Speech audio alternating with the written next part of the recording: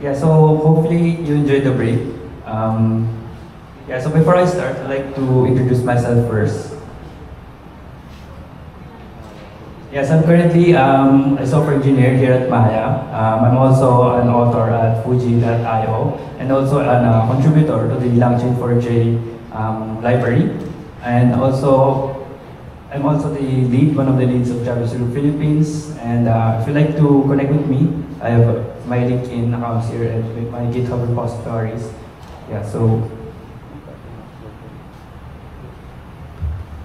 today I'm going to talk about RAG implementations with LangChain4j. So may I ask lang, no, who here have heard about RAG or at least familiar with RAG? Okay.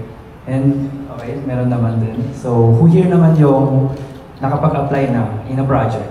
Used and okay, so yeah, so let's try and discuss what RAG is. So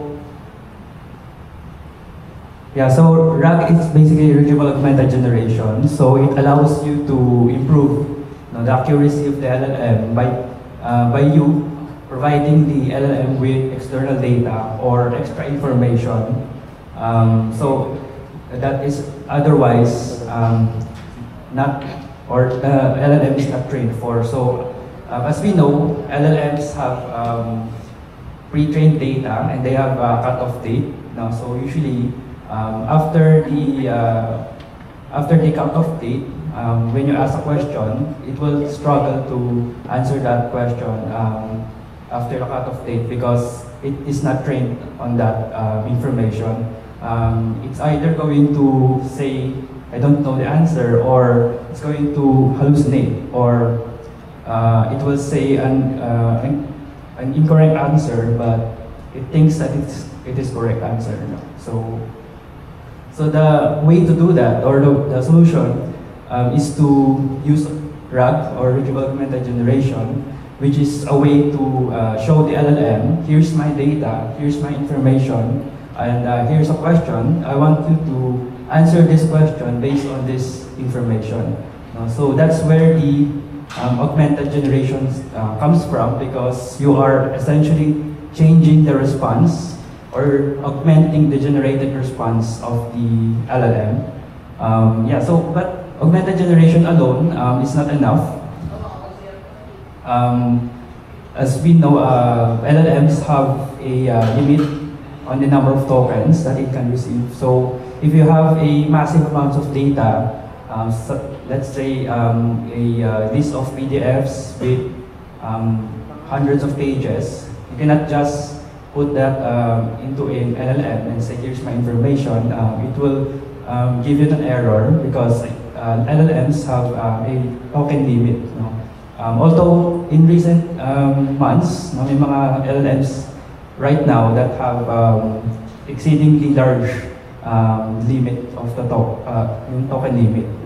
But still, other reasons or other disadvantage of using just augmented generation is the cost.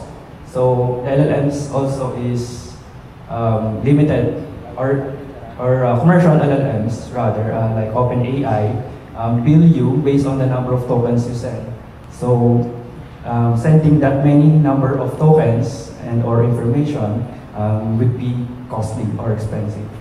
So that's where the retrieval comes from. You basically would store your information into a database, and that database you can query for relevant information when a question is related to that information. So that's where the retrieval comes.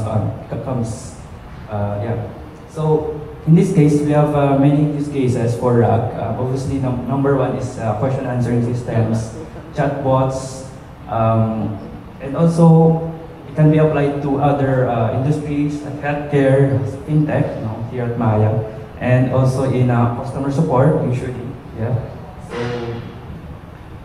So speaking of Maya, this is how RAG is used at Maya. Currently, we have a Maya support chat that you can see when you have maybe questions or inquiries. related to your account or related to maybe your maybe about Maya products, Maya features. So you can go ahead and go to the account and see for yourself, that this support chat is powered by an LLM, and it's using RAG behind the scenes. We have a knowledge base that it retrieves information from.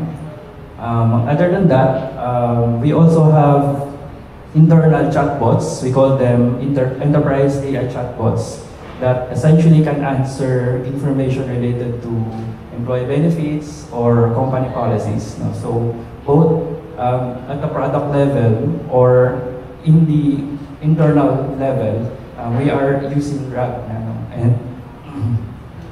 And RAG is not actually limited at Maya. We also have other AI innovations now, but yeah, so that's another topic now.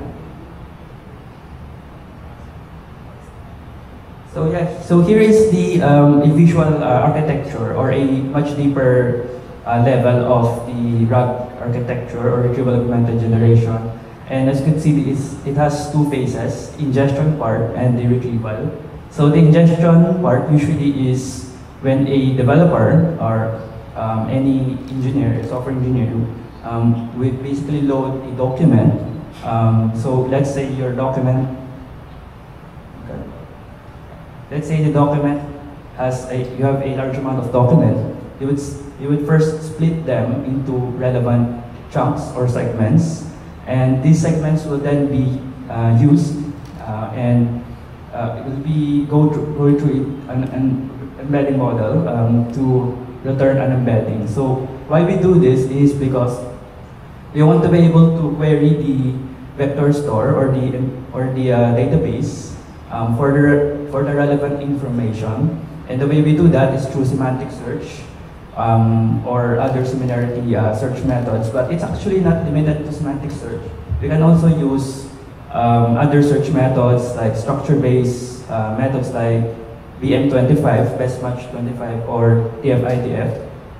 But in the most part, RAG is usually using vector embeddings, where we convert these segments, these smaller documents from a large documents into embeddings so that we can query them using similarity search algorithms.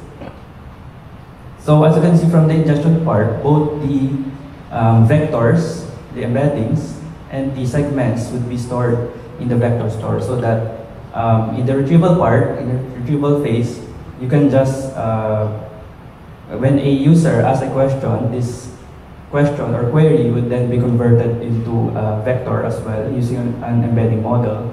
And these vectors would then be, or the question vectors would then be used to query the vector database for the relevant information. So in this case, it will give us the relevant segments, and once we have that relevant segments or relevant documents that came from the larger document, we can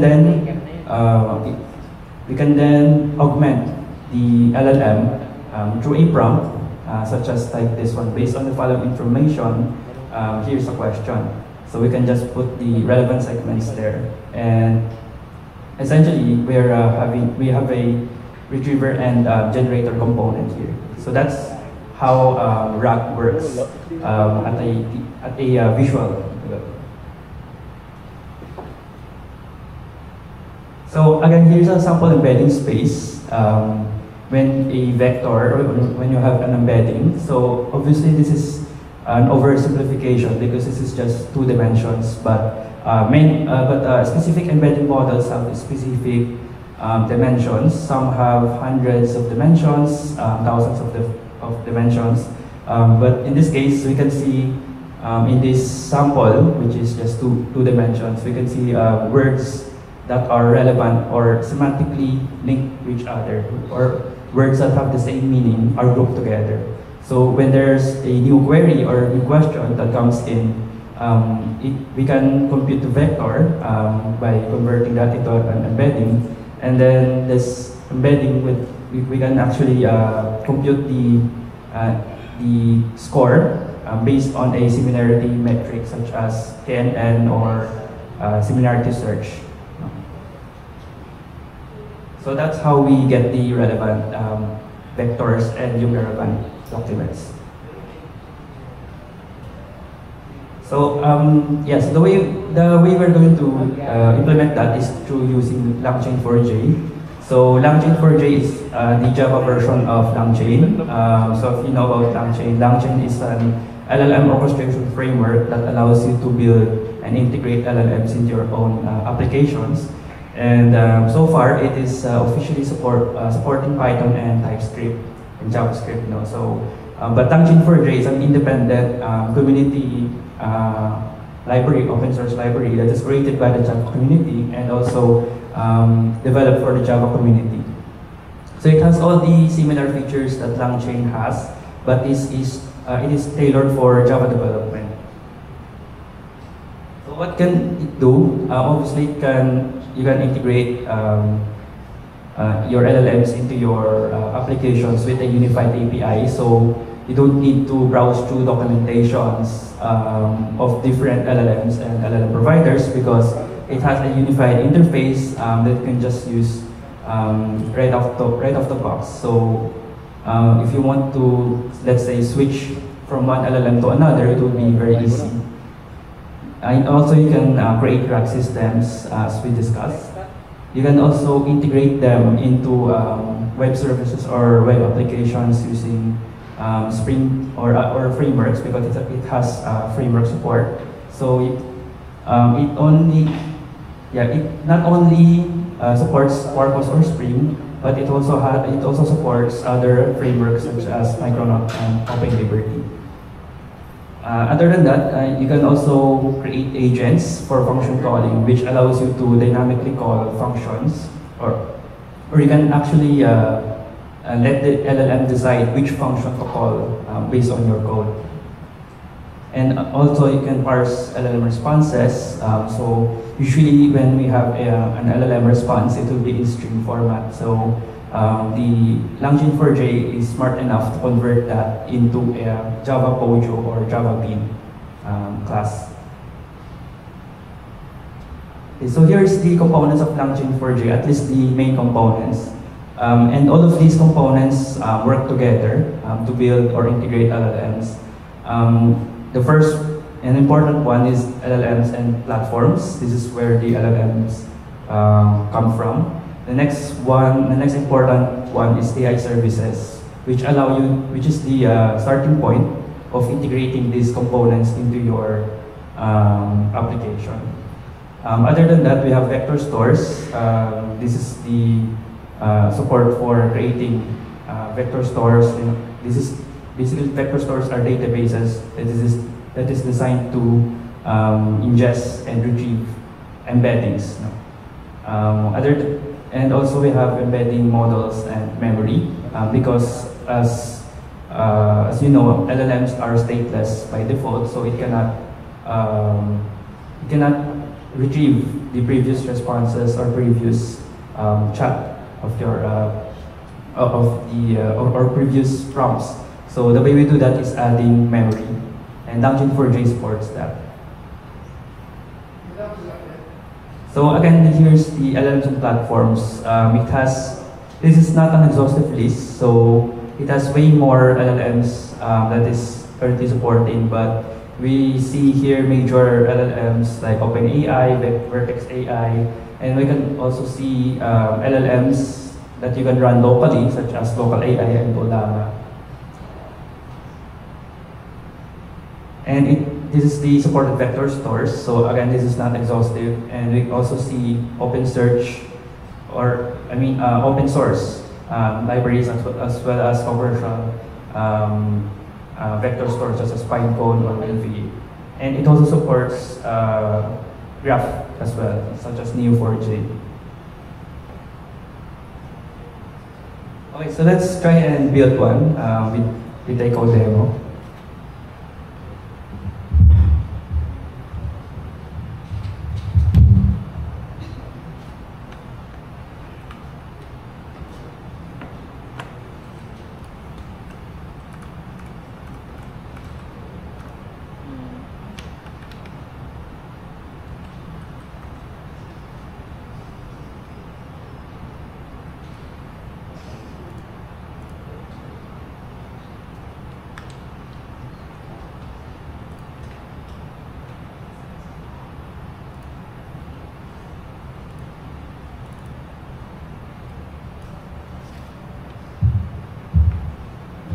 So I don't have much time to write the code from scratch. So just to show you the code, to build a simple RAG pipeline. So if we go back to our architecture, we just need a few components to build a RAG pipeline. First is we need a vector store to store our embedding or to store our embeddings or vectors. We also need an embedding model, a prompt, and also the LLM that we're going to use.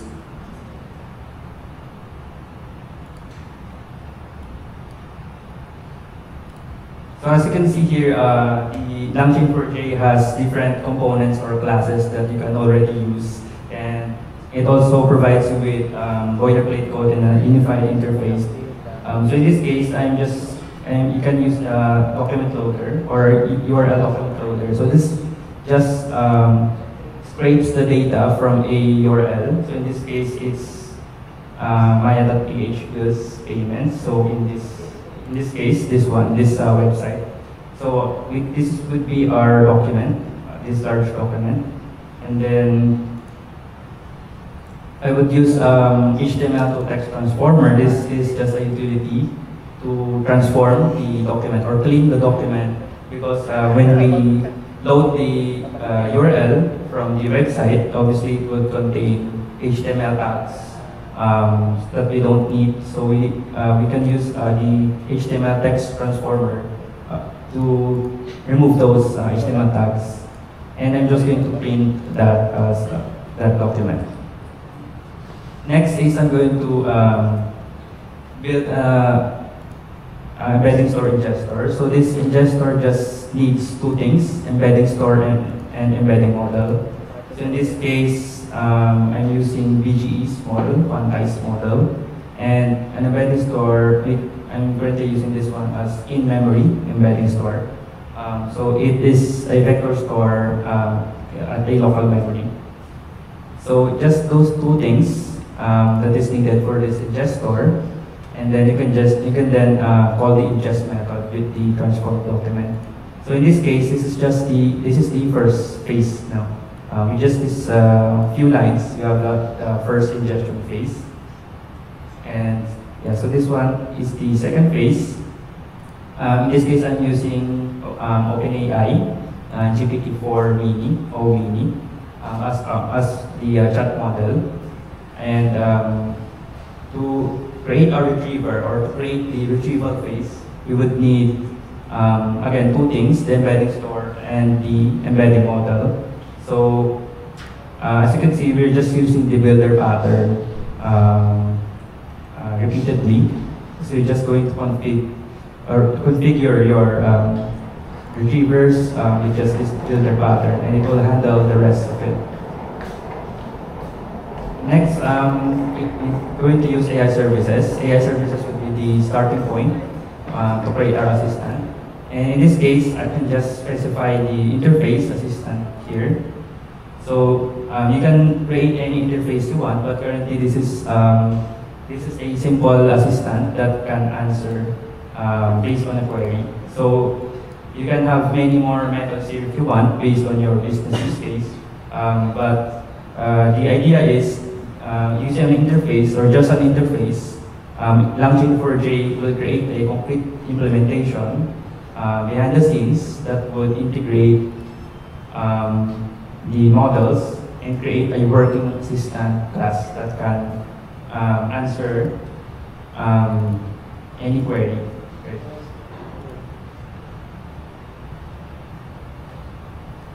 So let's just run this.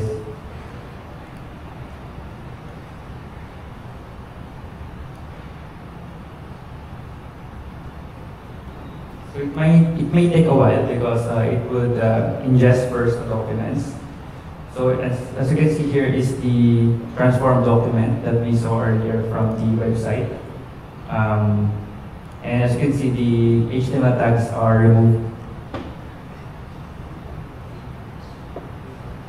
Okay, and then after that, we can see it is loading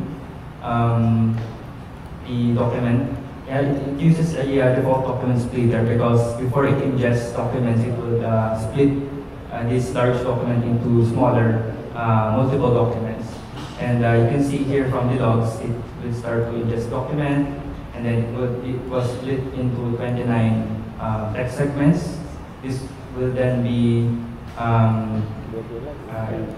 embedded or used in an embedding model to produce 29 text segments with embeddings, and these 29 text segments and embeddings will be stored in the embedding store.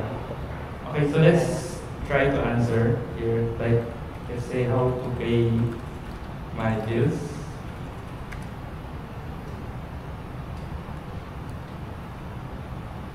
Yeah, so here it gives me an answer.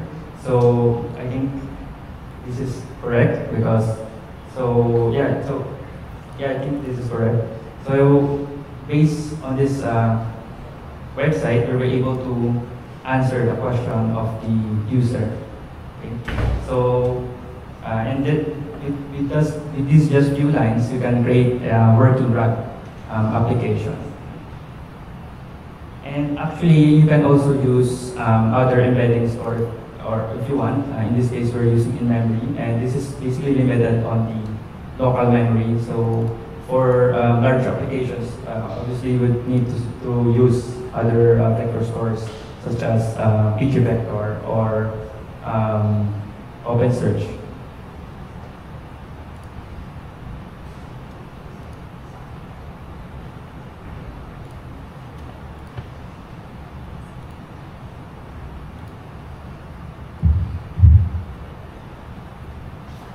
Okay, so building a RAG model or RAG application is all and good, but there are actually drawbacks with just using basic RAG. And first and foremost is the lack of query refinement, because you're just passing the query directly from the user. It will go through the retriever without any processing or pre-processing. So this would lead to low recall value or low precision.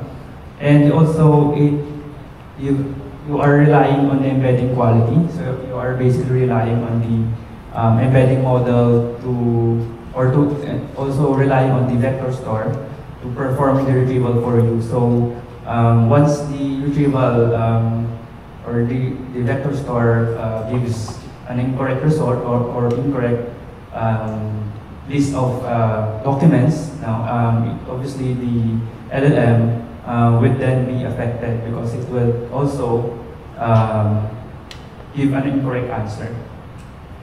Next is context loss. So this is maybe can be seen in when you have a follow-up question. So when a user asks a follow-up question, normally it wouldn't have enough context for previous questions or previous responses.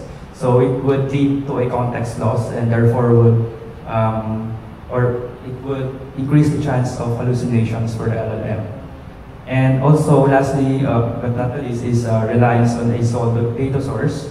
So if you have, usually in a basic RAG, you have a single data source that's where you store all the information, but again, that's not efficient because we're storing all the information into one vector store.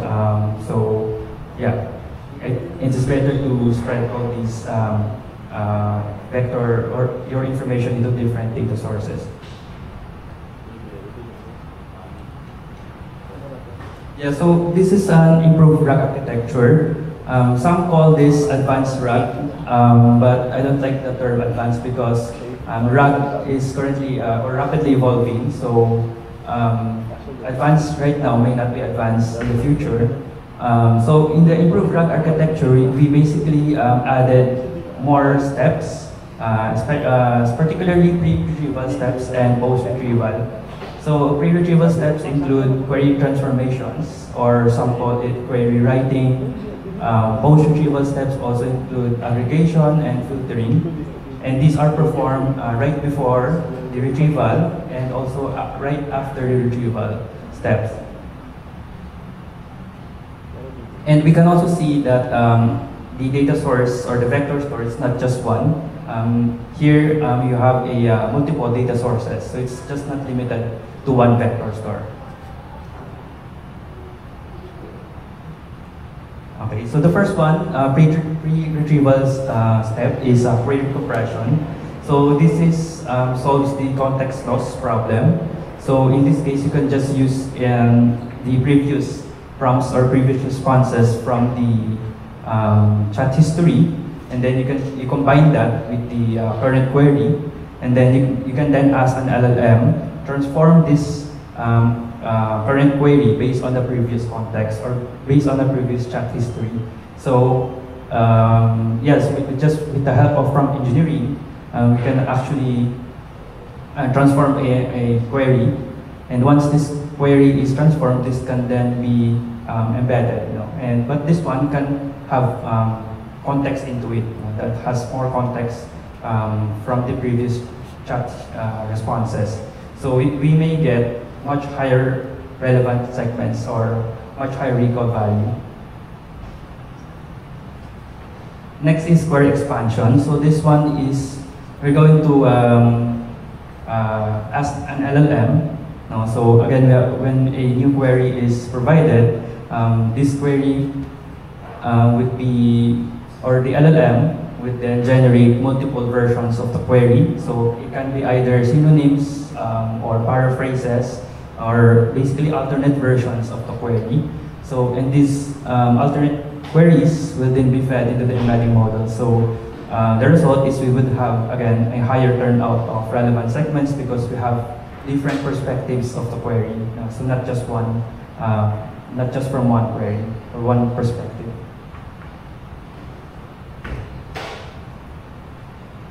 Another one is query routing. So in this case, if we have multiple data sources, such as like this one, a vector store, vector database, and a SQL database, you can use query routing to let the LLM decide which query or which retriever does it need to retrieve it from.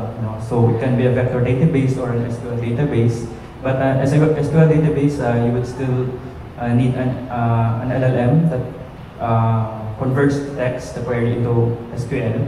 But this is provided that you have a security configuration because we don't want the LLM to provide us with updates or deletes to our database.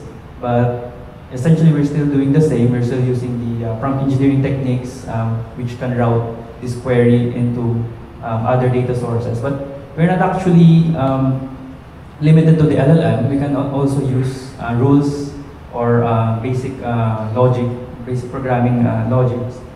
So we can just use those instead of using an LLM. Next is metadata filtering. So this one is for post retrieval step, and it's very straightforward. Basically, a document has a metadata attached to it. So we can just filter that metadata after the retrieval of the relevant segments. And once the relevant segments are filtered, this can then be embedded, or this can then be augmented into the LLM.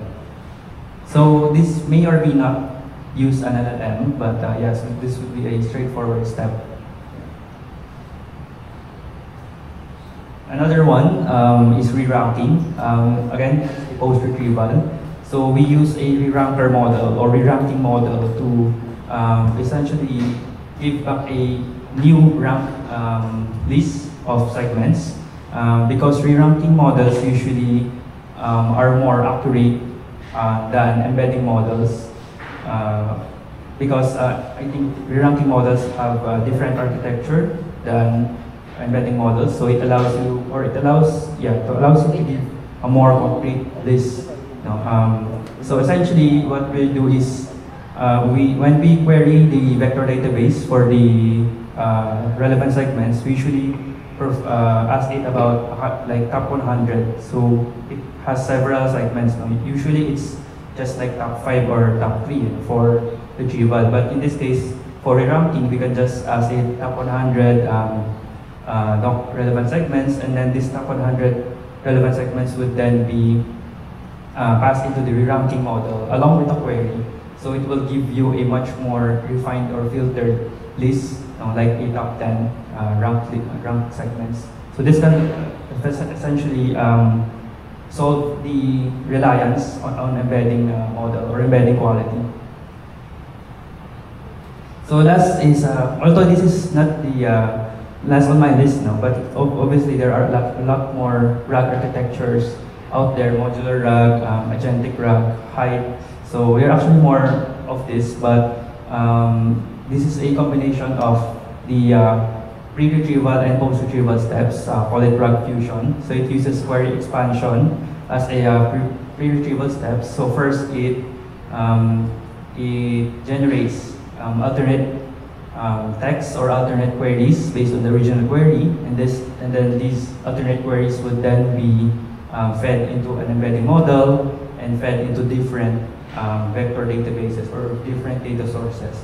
And then once we have these relevant segments from different data sources or different databases, we would then use reciprocal rank fusion or RRF as a post-retrieval step to re-rank them.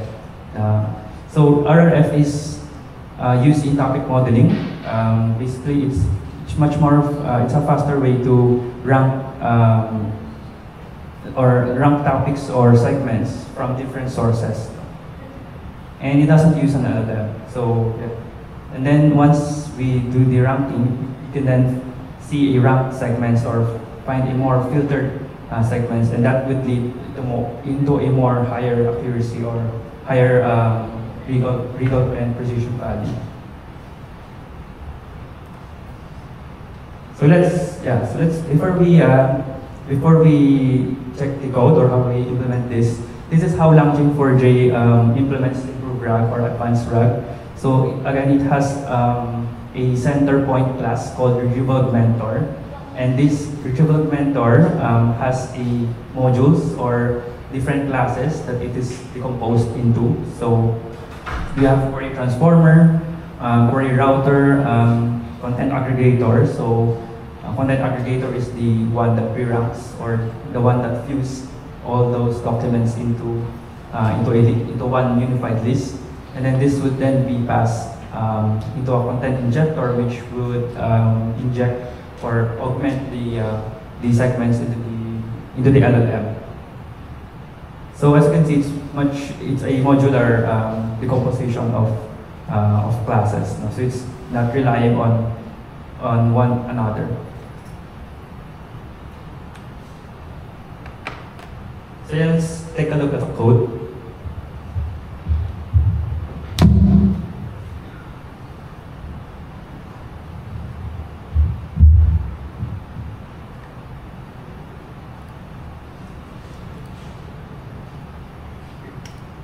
So in this demo, I'm going to use pgvector as a vector store.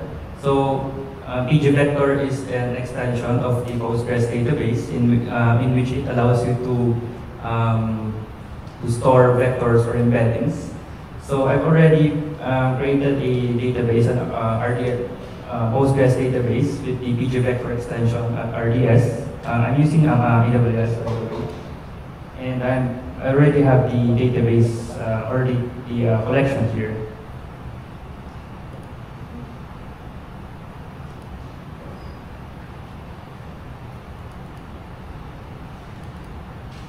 So let's take a look at the query transformation example. So in this case, I'm using the expanding query transformer. So we still have the same classes that we did before with the basic RAG, other than the RetrievalAugmentor, which is the center point, and also the query transformation, which is the pre-retrieval step. And you can see query transformer has different implementations. We have the compressing query transformer, which uses the query compression, and we also have expanding query transformer, which again performs query expansion. So again, I'm just going to use this. I'm just going to add one line query transformer, and I'm going to use the Amazon Titan embedding model. Um, Also, here is the embedding store, which is located in the Postgres database. So if you see here, it is essentially a PG vector. Just going to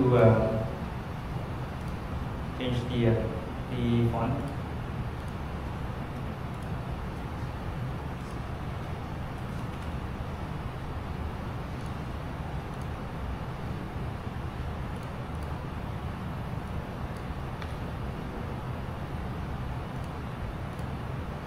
Yeah, so here I just have a PG vector embedding store, and it currently connects to the Postgres database at AWS. And we can actually see the embeddings here using, I'm using the ultimate version of IntelliJ. So I can use a database, I have a database console inside it. So let's try to query these Maya Wallet documents.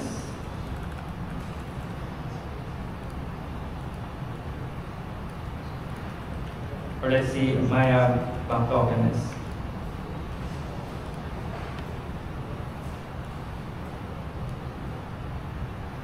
And we can see here is the database or the table from the vector store, the PG vector. And as you can see, we have the IDs here, unique IDs, and we can actually see the embeddings. I'm using the Amazon Titan 2, version 2 embedding. It has about 1,000, I believe 1,024, in fact, if I'm not mistaken, dimensions. So this, each embedding here has 1,024 dimensions. And as you can see, it also stores the text alongside the embedding. And also, it has metadata that you can use for data processing or for filtering. So yeah, I have about 163 documents. So yeah, let's try and so let's try to go back here at the transformation example. So once I added the query transformer, you can just use the retrieval augmentor. So this one uses the improved RAG flow. So in this case, I can just say query transformer, or if you want to use routing, you can just say query router, like that. Or if you want to add aggregation, you can just say content aggregator. So again, it's modular, so you can still use the same builder pattern that we have used before to essentially configure these components together. So, but in this case, I'm just using the query transformer and the content retriever that we have used before in the basic, right? And also the same AI services with just the new retrieval augmentor property that we have added here. So yeah, let's try to run this.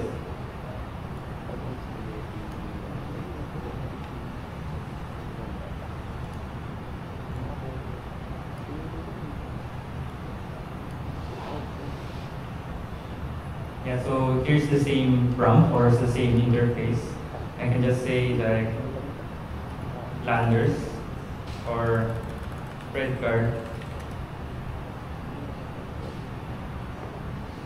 And as you can see, it generates for us different or alternate versions of the query, like this one. And actually aggregates 8 contents, not into 7. And as you can see, we have different versions and also retrieve different contents using the query. So yeah, I think that's the query transformation. Let's try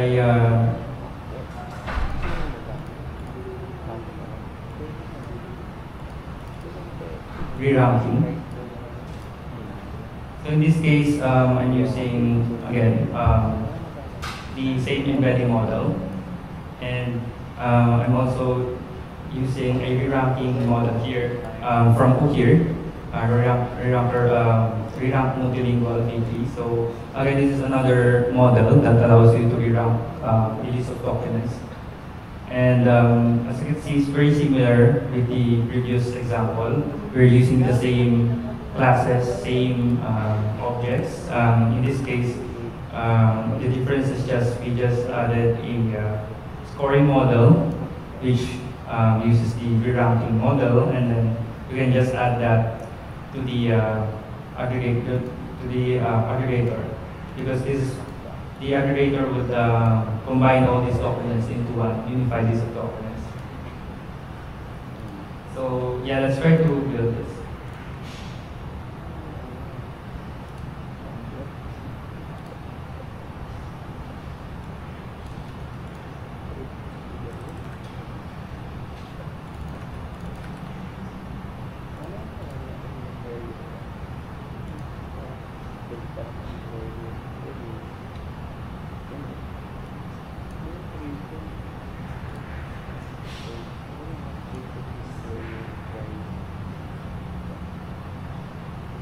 So again, it may take a while. Yeah, so let's try and type an answer, type a question like.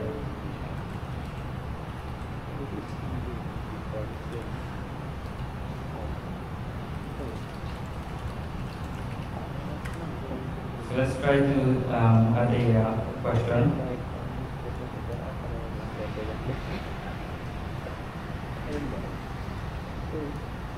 It might just take a while. So as you can see here, it gives us a answer, but yeah, it wasn't able to show. I wasn't able to show the logs of the re-ranking, but this essentially uses re-ranking behind the scenes using the re-ranking model that we have defined here from Cohere rather. So as you can see, I think the answer is correct. And it's very detailed answer. Okay, so yeah, lastly I want to show the RAG fusion example.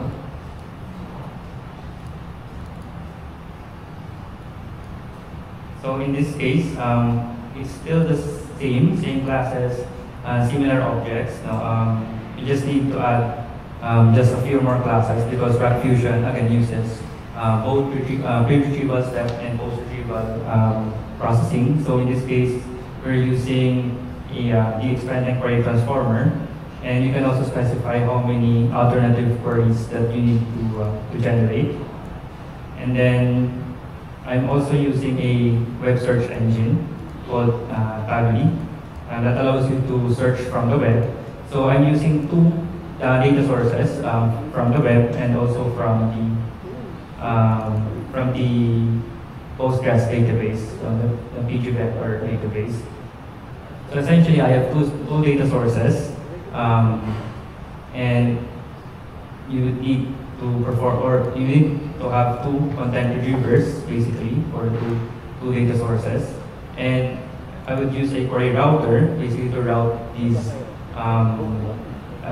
data sources, because we have in RAG fusion, these queries, alternate queries would go to different vector stores or vector databases, and from there we would use all the other relevant segments that it retrieves it from. So we're using query router here, and in this case, the retrieval mentor has most of the properties. We have the query transformer using the expanding query transformer that we have defined. The query router that routes the query to different data sources. And also we're using this RAG fusion aggregator. So this RAG fusion aggregator it's actually straightforward. It uses reciprocal rank fuser. This again is implemented in LangChain 4j, but we can then build a custom aggregator And here I'm just using the Reservoir Rank Fusion user to list and fuse all the documents. So once we have that aggregator, we can just add that to the Retrieval Mentor and into our AI services.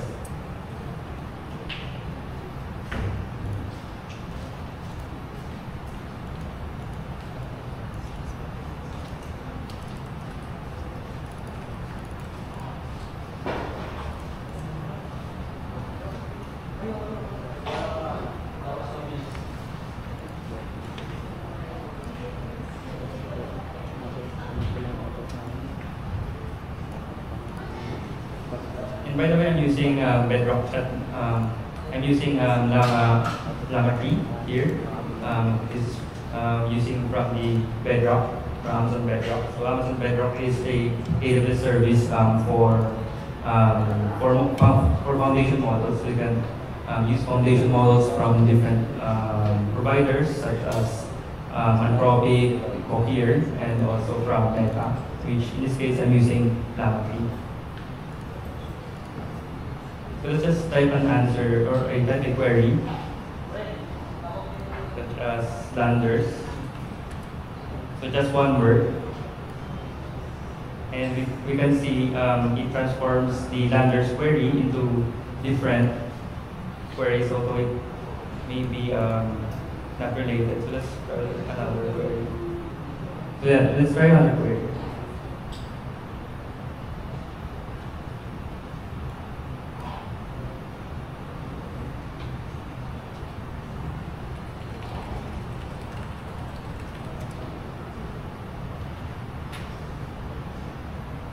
So yeah, it gives us other alternative queries, although it may not be that relevant.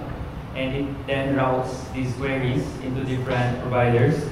We have the Postgres embedding store, and we have the web search. So it searches the web for this query. And after all these, as you can see, it goes through several processes because we're essentially routing the each of the alternative queries. We're routing them into the different or the two different data sources, and then once we routed them, we can then retrieve the contents. As you can see, we have about 12 contents in here, integrated into six documents. So.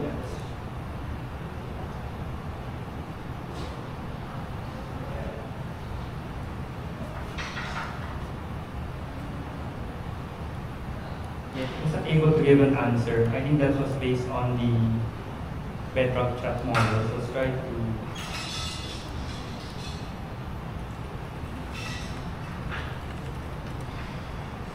Yeah, but the idea is where the RAG fusion is basically creating or uses different pre-retrieval and post-retrieval steps, such as query transformations, and also using a ranking algorithm such as RRF. So essentially, we would be able to get a much more relevant segments and much more relevant answer from the LLM.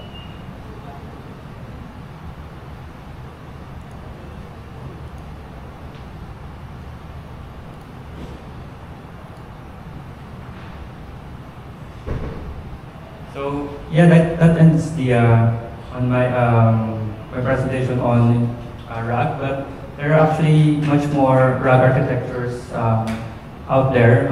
So these are just the basics, no, on how you can improve your RAG applications.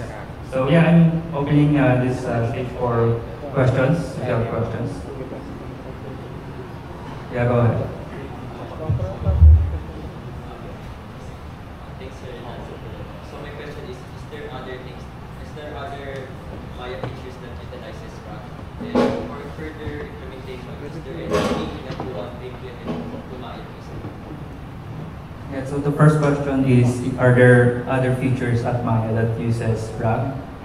So far, it's currently the support chat, and also an internal chatbots And we also have innovations, internal innovations that we use RAG to improve our workflow and productivity.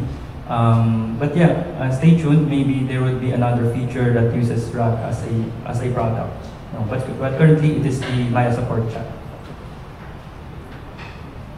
And your second question?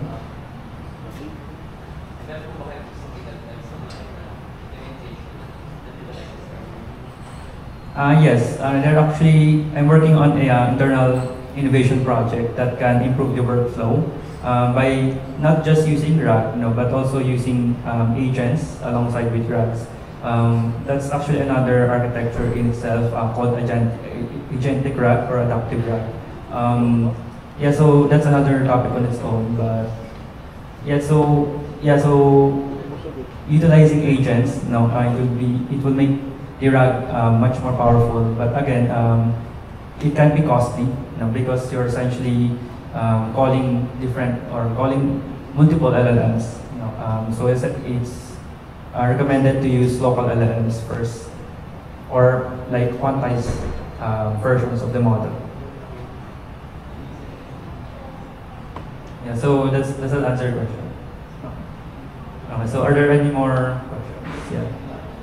May difference po yung RAG model and web scraping po? And if so, ano po yung exact difference? So your question is the difference on web scraping? What do you have? The web scraping can be used or as a step in RAG. So what we did actually earlier when we loaded the website, that's actually part of the RAG process. So you can maybe scrape information from websites, although it may have ethical or legal concerns, but it can be the first step into building your knowledge base. Basically, you need lots of information, lots of data to be able to use RAG efficiently, and to be able to answer user questions. So that's what answer. Any more questions? All good? Okay, I think that's the end of my talk. Can turn back to Tristan.